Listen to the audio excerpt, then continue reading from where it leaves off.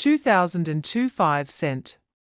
The US nickel has been around since 1866, but its design and composition have evolved over time. The 2002 nickel is part of the Jefferson Nickel series, which began in 1938 to honor Thomas Jefferson, the third President of the United States. But what makes the 2002 nickel stand out? Well, it's part of a special series called the Westward Journey Nickels, which commemorates the Lewis and Clark expedition. Let's take a closer look at the design and what it represents. The obverse of the 2002 nickel features a portrait of Thomas Jefferson, based on a 1789 painting by Gilbert Stuart. But the real star of the show is the reverse, which depicts Monticello, Jefferson's iconic Virginia estate. This design has been a staple of the nickel since 1938, but in 2002, the US Mint introduced new designs as part of the Westward Journey series. These included the piece medal and keelboat designs, which we'll discuss later in the video. One of the most exciting aspects of coin collecting is hunting for rare errors and varieties. The 2002 nickel is no exception. Some of these coins feature double dies, where the design is struck twice, creating a slightly blurred or doubled image.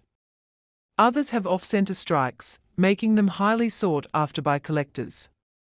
If you're lucky enough to find one of these errors, it could be worth significantly more than its face value. Starting a nickel collection is easier than you might think. Begin by checking your spare change. You never know what you might find. For more serious collectors, coin shows, online auctions, and local coin shops are great places to hunt for rare 2002 nickels. When evaluating a coin, pay attention to its condition, mint mark, and any unique features that might increase its value. Did you know that the nickel got its name from its original composition? Early nickels were made of a nickel-copper alloy, which gave them their distinctive color and durability. Over time, the composition changed, but the name stuck. Another fun fact: the nickel is the only US coin that still features a president's portrait on both sides, Thomas Jefferson on the obverse and Monticello on the reverse. And there you have it. The 2002 5-cent coin is more than just pocket change. It's a piece of history, a work of art, and a potential treasure for collectors. So, the next time you get a nickel in your change, take a closer look. It might be worth more than you think. If you enjoyed this video, don't forget to like, comment, and subscribe for more fascinating content. Thanks for watching, and I'll see you in the next video. Before we zoom in on 2002, let's rewind. The nickel wasn't always, well, a nickel. In the early days of the US Mint, we had something called the half dime, a tiny silver coin worth 5 cents. But silver was expensive, and during the Civil War, people hoarded silver coins like crazy. So, in 1866, the Mint introduced the nickel made of, you guessed it, 25% nickel and 75% copper. It was cheaper to produce and way more durable. Fast forward to 1938. The US government decided to honor one of America's founding fathers, Thomas Jefferson, by putting his face on the nickel. Why Jefferson? Well, aside from being the third president, he was the guy who doubled the size of the US with the Louisiana Purchase. Oh, and he designed his own mansion, Monticello, which you'll see on the back of the nickel. The Jefferson Nickel series was born, and it's still going strong today. But here's where 2002 gets interesting. This wasn't just another year for the nickel. In fact, 2002 was part of a special commemorative series called the Westward Journey Nickels. The US Mint decided to shake things up to honor the 200th anniversary of the Lewis and Clark expedition, a journey that literally mapped the future of America. But we'll get to that in a bit.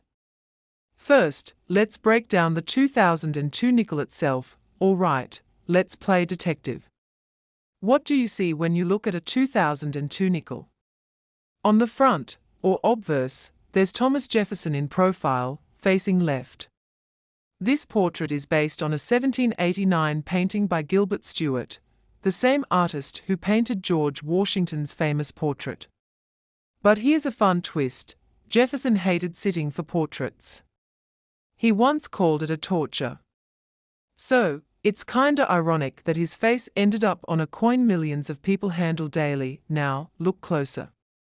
See the tiny words "Liberty" along the left edge, and "In God We Trust" on the right. Those aren't just slapped on there. The font and placement were carefully chosen to balance the design. And right below Jefferson's chin, you'll spot the year 2002, but depending on where it was minted, there might be a small letter 2. A D for Denver, a P for Philadelphia, or an S for San Francisco. No mint mark. That means Philadelphia. More on mint marks later. Flip the coin over, and you'll see Monticello, Jefferson's iconic Virginia estate. This isn't just a pretty drawing, it's a miniature masterpiece. Monticello was Jefferson's essay in architecture, blending neoclassical and Palladian styles. The coin's design shows the building's west front, with its signature dome and columns. But here's a detail most people miss: the tiny steps leading up to Monticello. On some nickels, those steps are crisp and detailed, on others, they are flattened or blurry. That's a clue about the coin's condition and its value. Speaking of details, let's talk about the words Monticello and 5 cents on the reverse. The font here is a classic serif style, meant to evoke the 18th century. And right under the building, you'll see E pluribus unum, Latin 4 out of many, 1. It's the unofficial motto of the US, added to coins to symbolize unity. But in 2002, something unusual happened. The mint temporarily changed the reverse design to celebrate Lewis and Clark. Wait, what? Yep, let's talk about the Westward Journey series. In 2002, the US Mint decided to interrupt the usual Monticello design to honor the 200th anniversary of Lewis and Clark's expedition. This was a big deal. It marked the first time since 1938 that the nickel's reverse changed. The Mint released 2 special designs in 2002, the piece metal nickel and the keelboat nickel. But hold on, if you're checking your 2002 nickels and only see Monticello, don't panic. Those special designs actually came out in 2004 and 2005. The Mint announced the series in 2002, which is why it's called the Westward Journey nickels even though the designs came later. Confusing? A little. Cool? Absolutely. Now, why does this matter for 2002 nickels? Well, 2002 was the launch year for the Westward Journey program. The Mint produced over 1.5 billion nickels that year, but collectors started hoarding them in anticipation of the upcoming designs. That's why finding a 2002 nickel in circulation today feels a bit special. It's a relic from the start of a historic series. Here's another twist. In 2002, the San Francisco Mint, which usually makes proof coins for collectors, struck business strike nickels for the first time in decades. These S-Mint mark nickels are extremely rare in circulation. If you find one, hold onto it. It could be worth up to $50 or more. All right, let's talk about the holy grail of coin collecting, eras and varieties. The 2002 nickel has some legendary ones. For example, the 2002 D-Speared Bison nickel. Wait, a bison? On a Jefferson nickel? Nope, that's a story for another day. Just kidding. But seriously, one of the rarest 2002 errors is the double die obverse. This happens when the coin's design is stamped twice, slightly misaligned. On a 2002 nickel, this creates a shadow effect around Jefferson's eye or the lettering.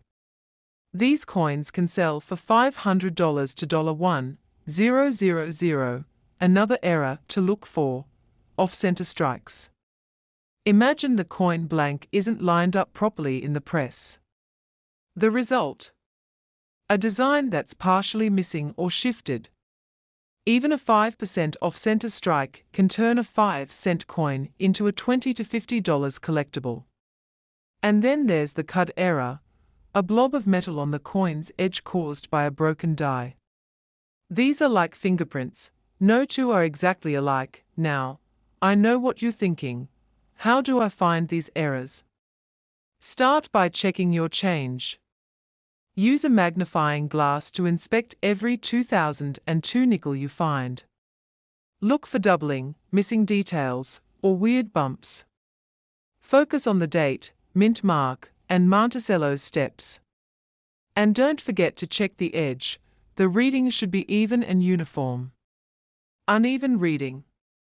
That's another error. Okay, let's say you found a 2002 nickel. How much is it worth? Well, most circulated ones are still 5 cents. But if you've got a pristine, uncirculated coin, especially with a mint mark, it could be worth $1 to $5. Add an error or a rare variety, and suddenly we are talking hundreds. The key is grading. Coins are graded on a scale from 1 to 70.